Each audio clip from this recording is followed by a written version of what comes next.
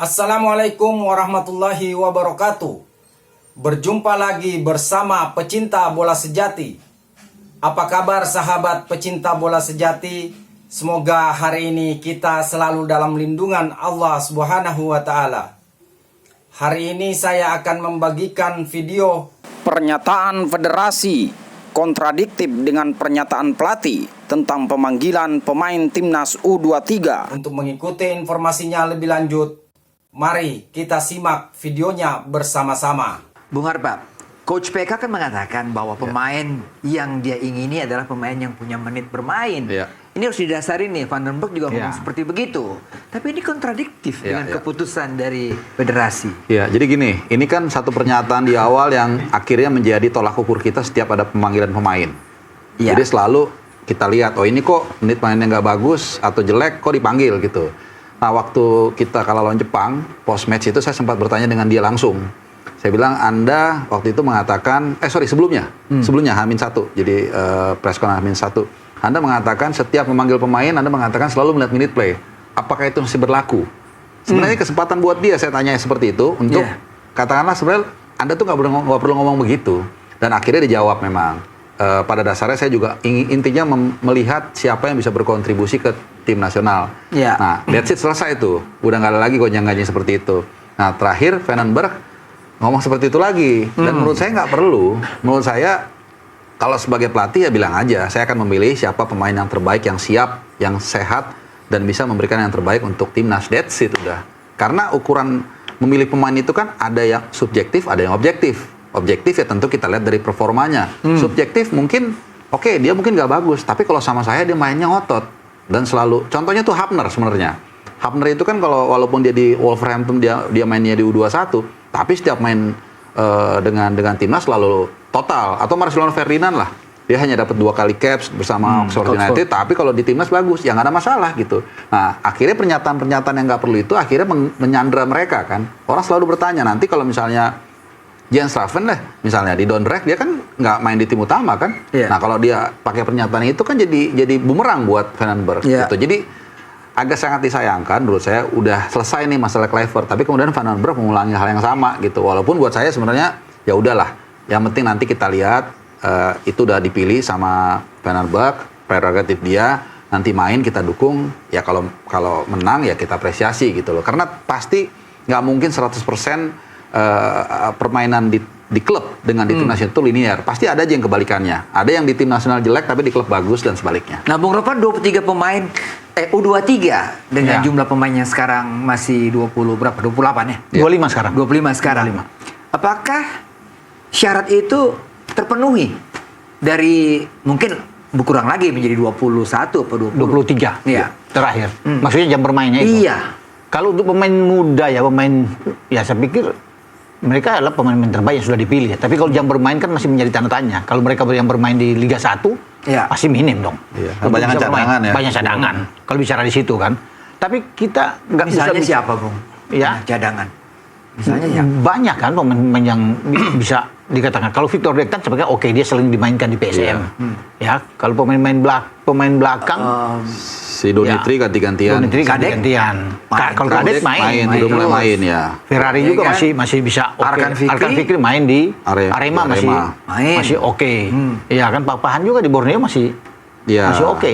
Ya, kalau untuk pemain-pemain muda ini memang ada beberapa lah kalau bisa dikatakan. Tapi kalau kita balik ke jam bermain seperti yang dikatakan juga Kluivert dari awal, kita balik lagi ke situ, itu sulit menjadi pegangan, Om. Iya, betul. Nggak bisa jadi pegangan apa yang dia katakan di awal bahwa dia akan menit bermain dia akan lihat. Buktinya setelah itu dia memainkan pemain yang menit bermain, Nathan Joe misalnya lawan Australia.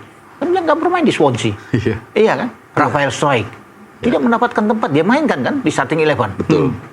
Padahal dia baru bilang bahwa ini harus jam bermain. Mereka nggak punya jam bermain. Jadi memang sulit dipegang kalau bicara ke situ. Tapi kalau sekarang kita bicara di U23 Om Boy, jadi memang ada beberapa pemain yang memang dapat jam bermain banyak di klub-klub mereka kan. Sebut tadi. Jadi ini adalah pemain-pemain yang bagus yang dipilih oleh Van den Berg. Kalau bicara jam bermain, oke saya pikir. Ya kecuali mungkin Raffon tadi ya, karena di klub dia bukan jam bermain. Tapi kalau di tim nasional kan, untuk bicara di yang muda, Raffon kan bagus. Iya, betul. 2019 juga dia bisa membuat ketika juara dia ada 4 gol di sana. Jadi oke kalau bicara untuk di tim muda. Dan rata-rata dapat jam bermain. Mekitata misalnya di Persebaya. dia pemain inti juga di posisi kiri, ya. Jadi memang ya oke lah, aku bisa dikatakan di belakang.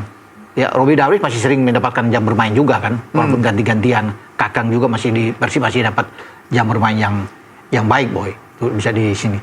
Dan memang ada 3 kemarin. Kalau bicara 23 ada 3 yang baru saja dicoret pengumuman ini, termasuk yang mengejutkan Frankie Misa, Bayangkara. Coret. Tidak bisa bermain.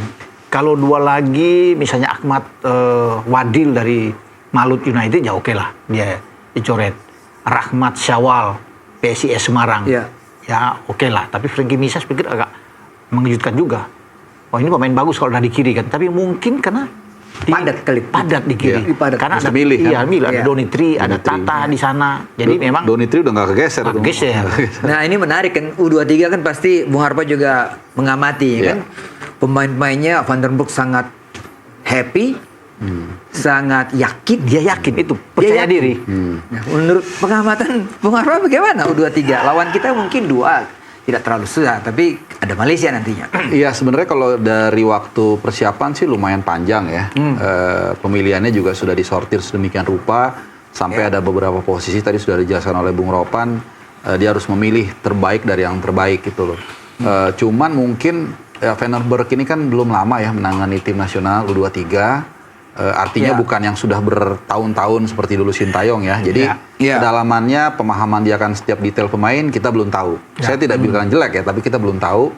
Dan dia ini kan udah lama juga nih nggak ngelatih gitu loh. Nah, saya berharap mudah-mudahan semangat dia, kesinseran dia, saat affair juga kita sempat sharing. Van den Broek ini orang yang sangat sincere lah begitu ya. Mudah-mudahan itu bisa membuat ruang ganti positif. Tapi satu mungkin yang jadi kekonsernan saya adalah tidak adanya latih tanding, uji coba.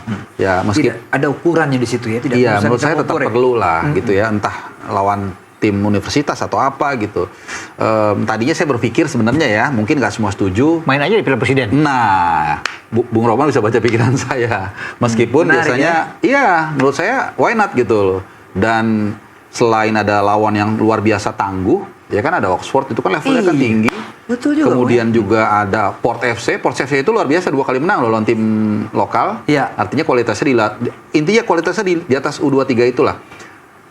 Itu menurut saya satu golden moment sebenarnya untuk klub Van den Broek untuk mendapatkan kesempatan. Walaupun ada yang kurang setuju mengatakan kalau cedera. Ada yang mengatakan gitu, Bung Boy. Kalau cedera, saya tanggung jawab. Saya bilang kalau nggak mau cedera, tidur aja di rumah. Saya bilang, ya main bola kan resikonya seperti itu. Belum lagi kalau kita bicara sedikit pragmatis ini, Bung Boy.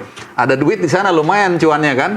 Ya artinya kan bisa bonus juga buat pemain biar mereka semangat. Artinya di situ akan kelihatan mana pemain kemampuannya bisa keluar semua gitu loh. Nggak bisa bohong lah. Ketika ada uang di ujung sana, ada lawan yang bagus, itu kan perpaduan yang bagus. Saya pikir kenapa nggak ini aja ditaruh? Tadinya saya berpikir. Ya karena lawan-lawan kan lawan-lawan di Liga 1 semua. Liga 1. Kalau satu grup misalnya dengan Persib, kan bagus.